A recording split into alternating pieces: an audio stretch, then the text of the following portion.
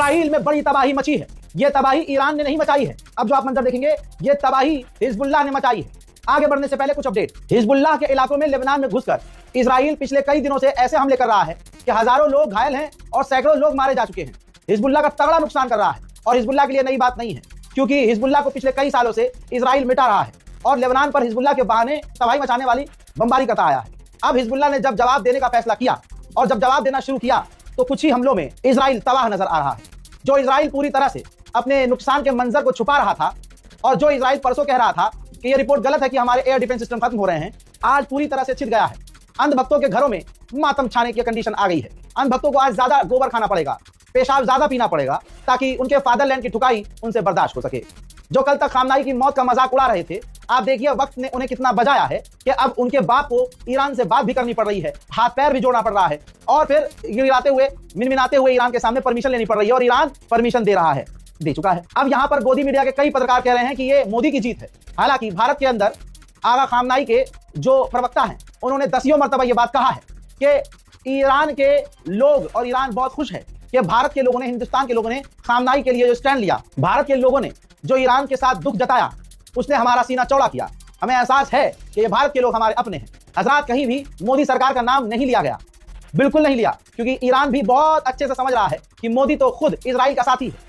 हमले से 2 दिन पहले जो प्रधानमंत्री इजराइल को फादरलैंड बताकर आ गया हो, तो ईरान अंधा और बहरा नहीं है। खामनाई की शहादत पर हफ्ता भर मोदी चुप रहे, ईरान अंधा नहीं है। लेकिन हाँ, शहादत होने से पहले ही हिंदुस्तान की आवाम, मुसलमान और खासकर कश्मीर और कारगिल के मुसलमानों ने सड़कों पर लठ खाया, FIR दर्ज करवाई उनके ऊपर। कश्मीर की पुलिस, जम्मू कश्मीर पुलिस ने सड़क पर आने की वजह से, खामनाई के समर्थन में मुसलमानों के उतरने की वजह से उन पर केस दर्ज किए, उनको गिरफ्तार किया, उनके पैरों को लाठी मार मार कर तोड़ा गया। ये तमाम मुसलमानों ही की वजह से ईरान तक ये तस्वीर और आवाज पहुंची कि हिंदुस्तान के मुसलमान ईरान से बहुत प्यार करते हैं और हमारी जंग की वजह से हिंदुस्तान के मुसलमानों को तेल और गैस की कमी हो रही है। यही बात खामनाई के जो रिप्रेजेंटेटिव है इंडिया में, उन्होंने कई चैनलों पर कही। मोदी का नाम नहीं लिया। आप क्या समझो? और यहाँ गोदी मीडिया तारीफ करने लगा हुआ है मोदी की। मोदी की स्ट्रेटेजी है। अरे स्ट्रेटेजी तब होती जब कहने वाला ये कहता आया है, आज तक तुम ही कहते आए हो कि मोदी एक फोन करे तो जंग रुक जाएगी।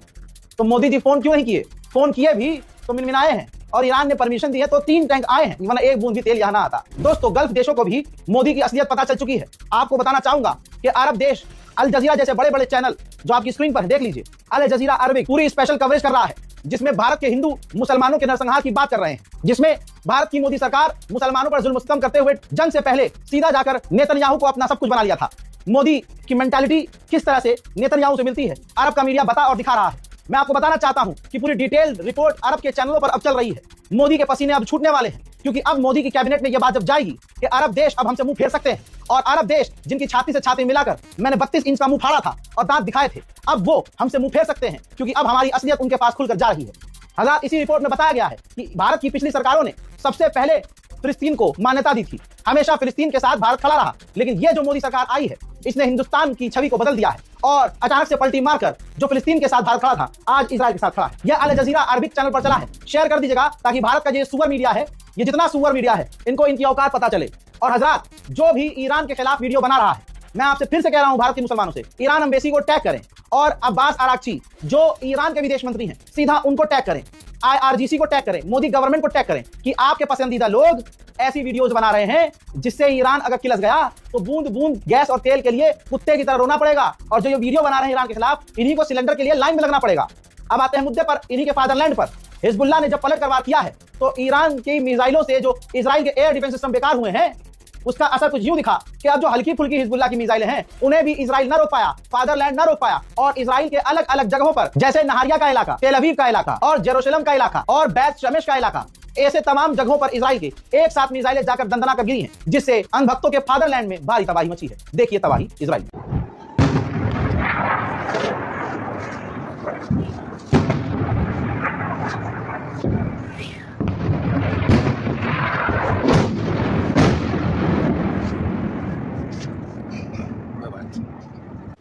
תראו את האטליז, פה, תראו את הנפילה, רואים את הלהבה אחי. אימא'לה, אתם לא יודעים איזה פיצוצים פה בנהריה.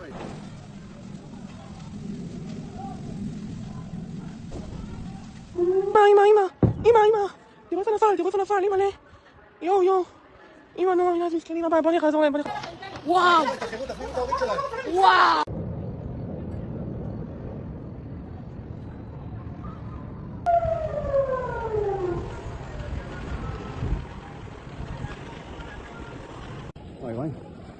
Balagan.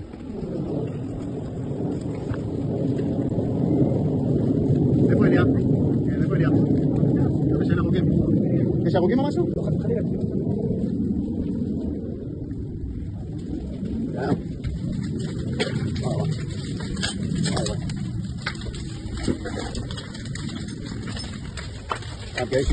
अब ये तमाम वीडियोस अनभक्तों के खैमों तक पहुंचा दो।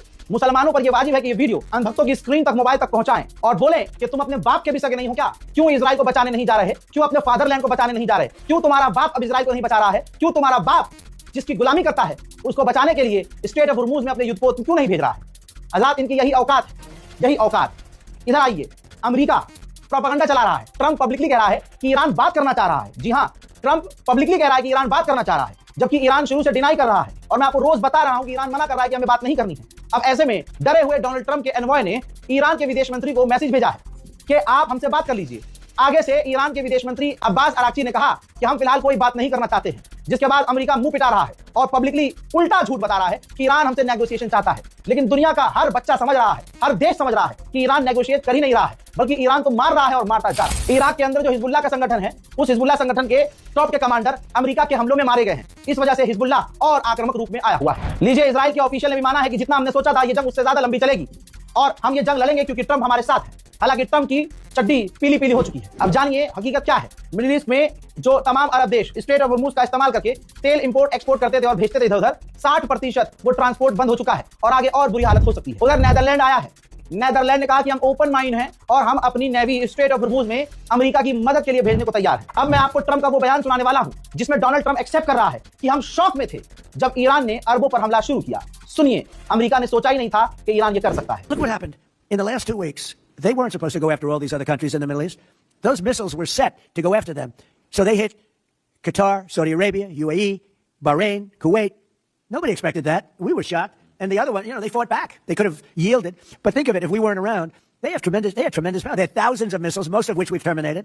ईरान के राष्ट्रपति पेजेश्कियान ने खुद ये जानकारी दी है कि फ्रांस के राष्ट्रपति इमैनुअल मैक्रोन से मेरी बात हुई और मैंने उनसे कहा है कि ये जंग हमने शुरू नहीं की थी, हम जंग बढ़ाना ही नहीं चाहते थे, लेकिन अमेरिका ने हम पर हमला किया और हमारा सेल्फ डिफेंस का अधिकार है, हम अपने आप को बचा रहे हैं और हम किसी भी हालत में बुली करने वाले के आगे कभी नहीं झुकेंगे। दुनिया को हमारे ऊपर जो इलीगल अटैक हुआ है उसकी आलोचना करनी होगी। बर्तानिया की एक ऑयल फील्ड है इराक के अंदर, ठीक, तो समझ लीजिए इराक की उस ऑयल फील्ड पर बर्तानिया ने कब्जा किया हुआ है। अब वहां पर हमला हुआ है जिसके बाद वहां भगदड़ मची है। मंजर आपके सामने।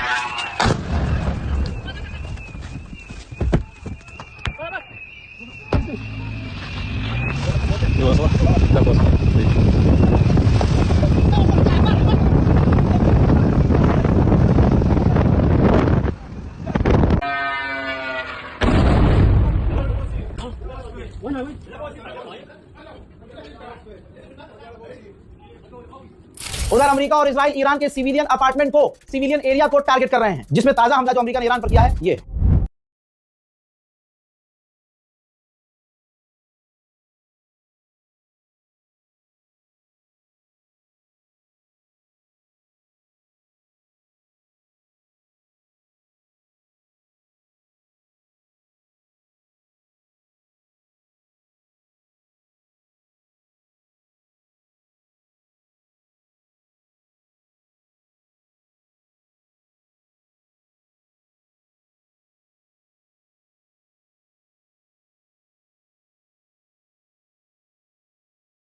याद रखिएगा, ईरान की गवर्नमेंट चू नहीं है, चालाक है, समझदार है, सब समझती है। लेकिन भारत सरकार ने, मोदी सरकार ने ईरान को धोखा दिया सिर्फ भारत के हिंदुओं को खुश करने के लिए। भारत का हिंदू समुदाय ज्यादातर खुशियां मना रहा था, खामनाई की शहादत पर मीम बना रहा था और बिना कुछ सोचे समझे नाच रहा था। ऐसे बहुत सारे हिंदुओं के वीडियोस आपने देखे होंगे जिसमें वो खुशी मना रहे हैं। बताइए वो कौन खुशी मना रही थी हमारे धार्मिक लीडर के मारे जाने पर, जिनका बाबा सड़कों पर पीट दिया जाता है, अभिमुक्तेश्वरानंद को अपमानित किया जाता है, एक ऐसा बाबा जिसकी पैर की ये धूल भी नहीं है, उनको उत्तर प्रदेश में प्रताड़ित किया जाता है। और ये जो उनके लिए खड़े नहीं हुए अपने धर्मगुरु के लिए, तो ये चाहते हैं कि हम भी इनकी तरह हो जाएं पेशाबखोर, हम भी अपने धर्मगुरु के लिए खड़े ना हो। आज ईरान के सुप्रीम लीडर शहीद खामनाई के शहादत के बाद ईरान ने देखा कि सबसे पहले आवाज कश्मीर के मुसलमानों ने उठाई। कश्मीर का मुसलमान सबसे पहले सड़क पर निकला। कारगिल का मुसलमान लठ खाता हुआ सबसे पहले सड़क पर निकला। दिल्ली और मुंबई तो बाद में, कश्मीर के मुसलमान सबसे पहले सड़क पर आए। कश्मीर के ऊपर कोई नहीं था, कश्मीर से पहले कोई नहीं था, याद रखिएगा।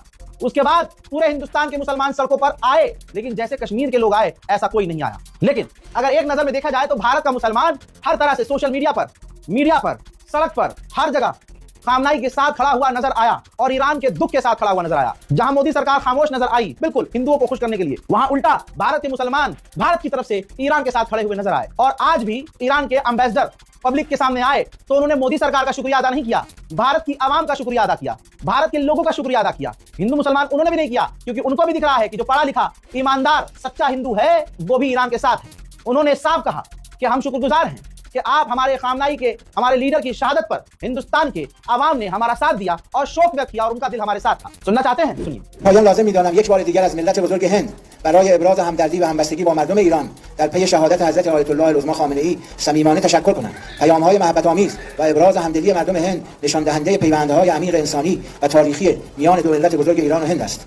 मैं अपनी गुफ्तगू के आखिर में हिंदुस्तान के अवाम का शुक्रिया अदा करना चाहूँगा कि जिन्होंने हमारे रहबर शहीद की शहादत पर जिस तरीके से कंडोलेंसेस की और जिस तरीके से ताज़ियतें भेजी उन्होंने, मैं उन सब का शुक्रगुजार हूँ। आपकी इतनी हमदर्दियाँ और आपके ऐसे दोस्तों आप समझ सकते हैं, अब इसको गोदी मीडिया के एंकर घुमा फिरा रहे हैं जो कल तक ईरान की रिजीम कह रहे थे, ईरान की आतंकी सरकार कह रहे थे, खामनाई का अपमान करके नाम ले रहे थे।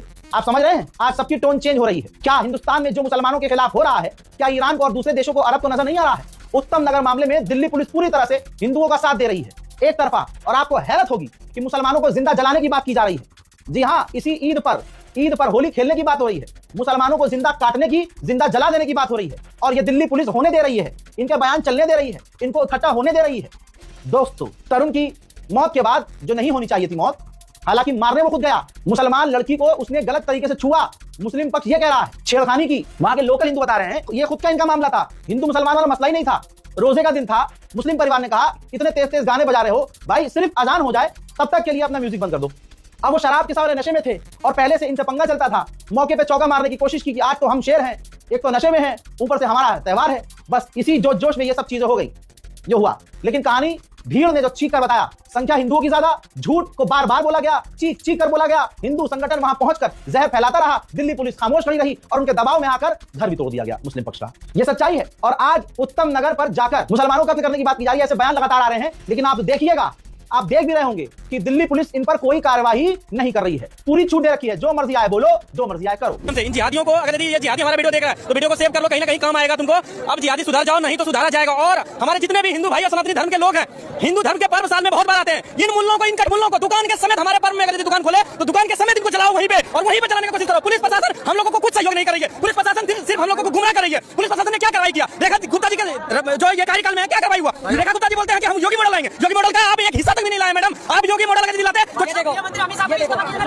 ये पुलिस वाले भाई ऐसी हजारों वीडियोस हैं, मैं सब यहां लगा नहीं रहा हूं, लेकिन मुसलमानों को अब संभलना होगा, समझना होगा अपने आप को कैसे बचाना है। इसके लिए आपको अपने दिमाग में अपने लिए सोचना होगा, अपने परिवार के लिए, क्योंकि ये समुदाय तो सुन लिया आपने। और कमाल यह है कि पुलिस इन पर कोई कार्रवाई नहीं कर रही है और दंगा भड़काने की पूरी कोशिश हिंदू समुदाय की तरफ से की जा रही है। अब आप कहेंगे भाई सारे हिंदुओं को मत बोलो, भाई सारे हिंदुओं को कैसे नहीं बोले?